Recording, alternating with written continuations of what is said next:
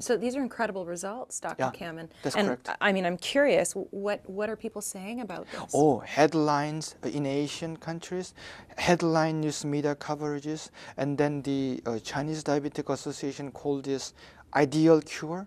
Korean Diabetic Association calls it breakthrough cure. Doctors after doctors. Right now, even without any advertisement, we have about 50,000 users.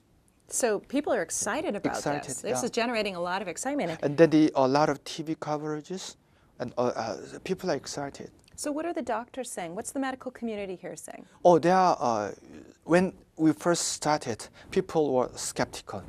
I can understand that. What was the skepticism about? Because up until 10 years ago, there was a kind of a general skepticism in North America that anything herbal is Right. just not really scientific, but not anymore. Right, that's changed dramatically now. Yeah, after the studies after studies, right now it is already an established science. So right now, thousands of doctors are very open-minded toward this herbal treatment, and about our particular product, the leaderships of American Diabetic Associations recommend this treatment to their own patients. Many doctors are using this product on themselves. Right now, there is even a forum of doctors in which they exchange their first-hand clinical experiences about this product. So doctors are excited about this product too. Sounds like there's a lot of credibility. And Dr. Kim, I'm curious, what are the pharmaceutical companies saying about this? Oh, right now we have offers of distributorship from the largest pharmaceutical company of China, largest pharmaceutical company in Korea, and second largest pharmaceutical company in Taiwan. So these people are taking this very seriously and coming on board with you. They want to distribute this product in Right, their own countries. right. But what about closer to home? we were once offered buying out. So basically, the largest pharmaceutical company in the world, they put quite sizable cash on the table, and then they tried to buy us out. So we refused it. But What was your hesitation based on? I was concerned that they were trying to buy this technology and try to shelve it, so that, it's going to be in direct competition with their pharmaceutical drugs. It's called predatory acquisition. Right. Yeah. Right. So they offered $25 million if I sign right there, and then annual revenue. But compared with billions of dollars they invest in their researches, getting rid of these competitors, superior competitors, by putting $25 million is a very smart move, but I didn't agree to. Just the cost of doing business at that level. That's correct. Yeah.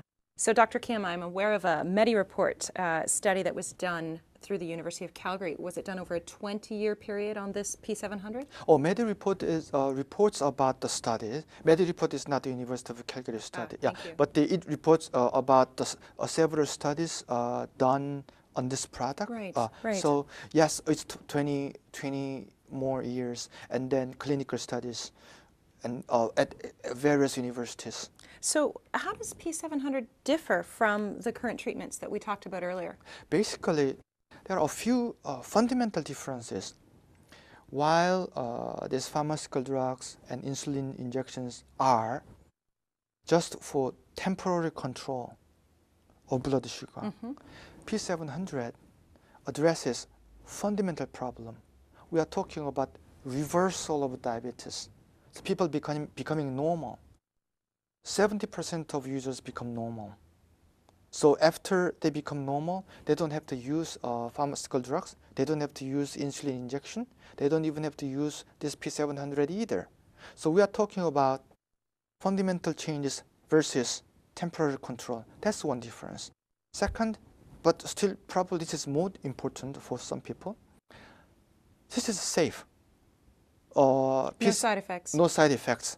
And then actually all the ingredients are classified as foods in Southeast Asian countries. So food, not drugs. Food, not drugs. And then therefore, safety-wise, this is incomparable compared with all these horrendous side effects of this pharmaceutical drugs and insulin injections. Right.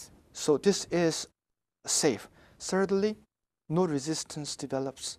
So as time passes, actually people reduce the dosage of this product because people become normal. So you wean off it, actually. Enough, yeah. Not as opposed to Increasing the right. dosage of these pharmaceutical drugs and insulin. Right. Well, but Dr. Kim, I'm curious about how P700 brings about permanent change. That's what you're talking about, That's yes? correct. Let me tell you what it does. Among others, we'll just elaborate more on other things P700 does. But let me tell you that P700 shows that beta cell is the cells in the pancreas that produce insulin. Right. The numbers and strength of beta cells improve. Therefore, that's of molecular level change. Fundamental change. It doesn't disappear overnight. Secondly, with the use of P700, insulin resistance is gone. We call it upregulation of insulin resistance. Therefore, that's also fundamental molecular level change. You're not talking about symptomatic relief here. No. So once those changes happen, it doesn't disappear.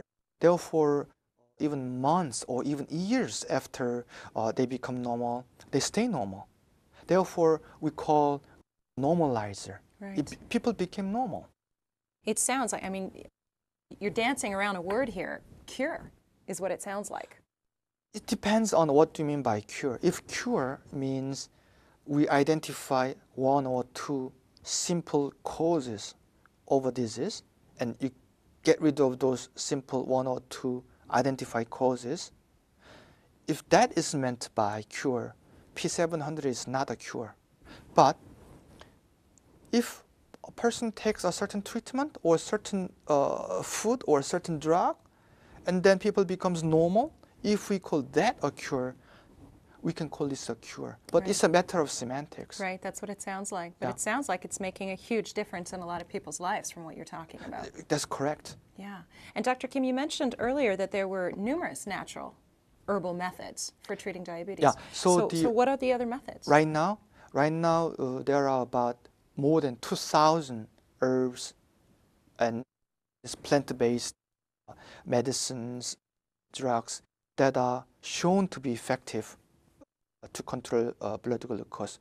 But what I'm saying is, it is not true that all herbal products are safe. All herbal products. So of these 2,000 herbs you mentioned, they're not all necessarily going to work and then I say 1,900 of them are toxic.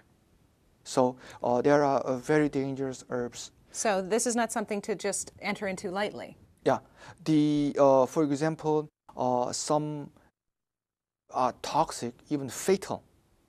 So, and other herbs, actually most of the diabetic herbs we see on the market in North America, they are anti-diabetic. They lower blood glucose by inducing artificial indigestion, meaning that if people, even if people take food, it doesn't get digested. Therefore, you see lower blood glucose.